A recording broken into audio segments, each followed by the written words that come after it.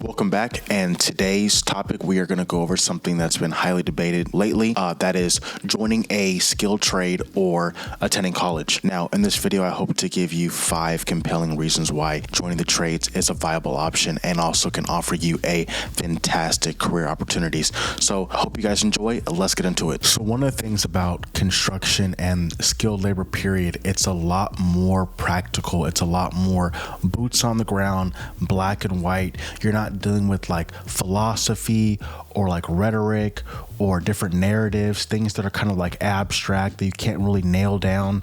No pun intended. You're actually, using fasteners, you're using screws, you're using nails, you're actually putting things together. And if you don't do it properly, it doesn't work. Now, you can, kind of cut corners and do things half-assed, but it's going to show in your work. It's going to show as a result later on as the project progresses. You're going to see those things. If you build concrete formwork and you don't do it properly, once that concrete comes, it's going to be the truth teller. There is no amount of explaining away like this concrete weighed more than expected. If it wasn't done properly, you're gonna see it. And that's why construction is a lot more practical. You're gonna be able to apply those things even into your life outside of work, being able to improve your house.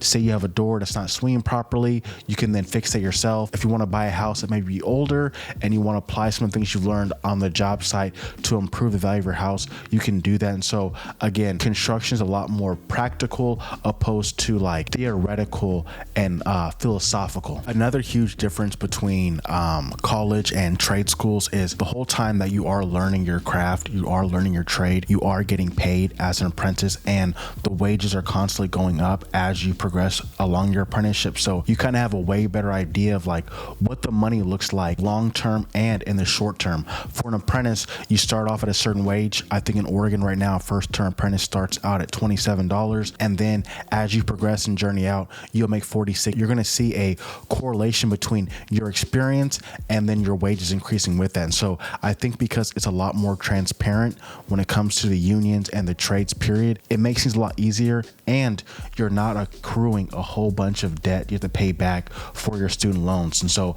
I think that makes things a lot easier, because when you're in college and you're seeing that balance get higher and higher and higher, you realize that like there's really no backing out now. You have to really go forward with the degree you have. But one thing about the trades is, especially the carpenter apprenticeship, if you quit, you just quit, no love lost, and you just leave, and that's it. So I know all trades aren't the same. Some have a commitment where you have to spend a certain amount of time in there and you have to kind of pay your wages back over time. But I know for the local carpenters union, if you want to quit 2 years in, no hard feelings, you're gone. Now, you don't get your retirement because it takes 5 years to get vested. So you do lose on that money, but you're not having to pay a substantial amount of debt because you were learning a new skill or trade. Another huge difference between the trades and construction compared to college is the amount of time it takes to finish your actual apprenticeship into a journeyman can be a lot shorter depending on what trade you choose. Now, if you were to choose something like carpentry, you can finish that program in 4 years or less. Me, myself, when I came as a first-term apprentice. I knew absolutely nothing about construction, but I finished the program in 3 years and 3 months because I took time and I took extra classes. I went down to the training center and tried to take more classes to kind of improve my standing, but also because I worked for a company consistently, I was getting the hours I needed. I wasn't getting laid off. And so that was one of the benefits of having the consistent work is I have consistent work, I'm getting my hours in, and then I was able to take advantage of the training center and take extra classes so that I could speed up my apprenticeship. Now, college, I heard you can do the same thing as far as like working through summer breaks and just really going on your grind. But I know that a lot of the higher end degrees, it's going to take you a lot more of a commitment as far as like your studies to finish those degrees, whether it be a master's, a PhD. So a lot of those high level degrees are going to take a huge time investment compared to your union and your trade construction apprenticeships. Another huge catalyst for why I chose to join the trades was they're always in demand. You're always going to need somebody to help, build houses, do plumbing, do electrical in your housing, upgrade those things as time goes on. And one thing about college is some of these degrees people are getting right now are going to become redundant because of AI. And so you're not really going to see automation take over construction jobs soon because they haven't made able to like fully automate robots to do everything. And then once that happens, it doesn't matter what job you have, it's over for everybody. Once they have like full scale robots that can do every single job, then pretty much we're living in like a Wall-E world. But as of right now, construction is a very, very viable option because it's tried and true. You know, when you go in there, you know what kind of wages you're going to get, and they're always in demand. One of the craziest things that I didn't understand was going through high school and going through school, people act as if like the trades were just like the bottom lowest tier job. Everybody needs them. So it kind of didn't make any sense for you to shit on occupation that everybody needs. Being a chef or being a lawyer is kind of like, you know, you might need it or you might not, but everybody's going to need a doctor at some point. Everybody's going to need a dentist at some point, and everybody's going to need like a carpenter, whether they're building your house for you or in the past your house is built by a carpenter or electrician or plumber.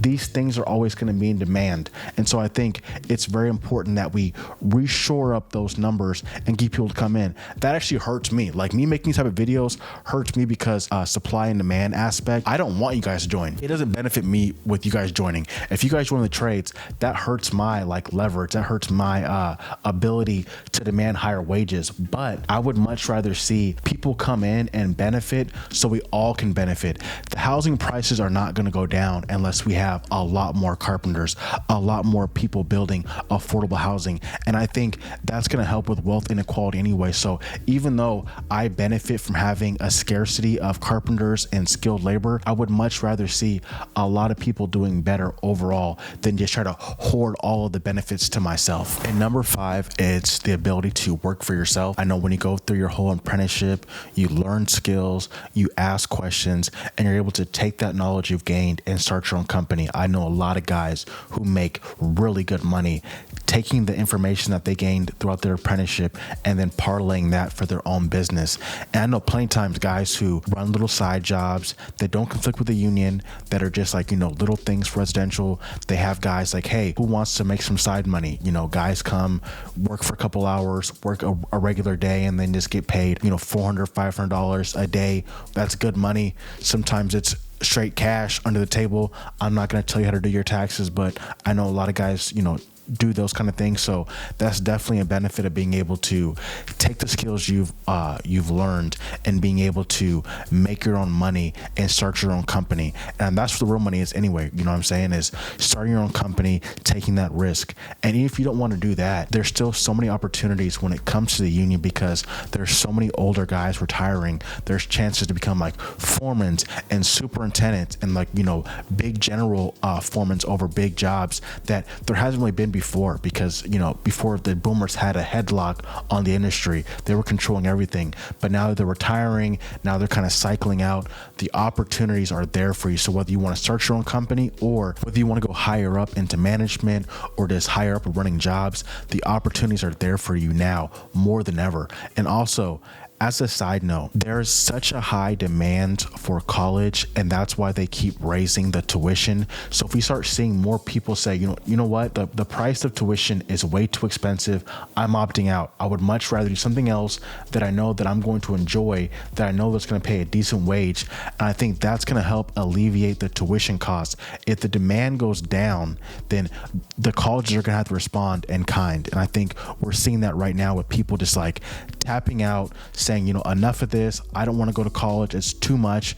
But also, if you're not going to college, then what are you going to do? So I think it's important that you have a viable option outside of the narrow confines of just go to college to have a good life, or if you don't, you're a bum. And I think that's really, really important that we show other sides and other career choices opposed to just white collar and, you know, winner takes all type mentality. So hope you guys enjoyed the video. I appreciate you guys. If you guys have any questions for me, ask them in the comment section or join the Discord channel. If you guys liked the video and you got this far, please like the video and subscribe. I appreciate you guys. Peace.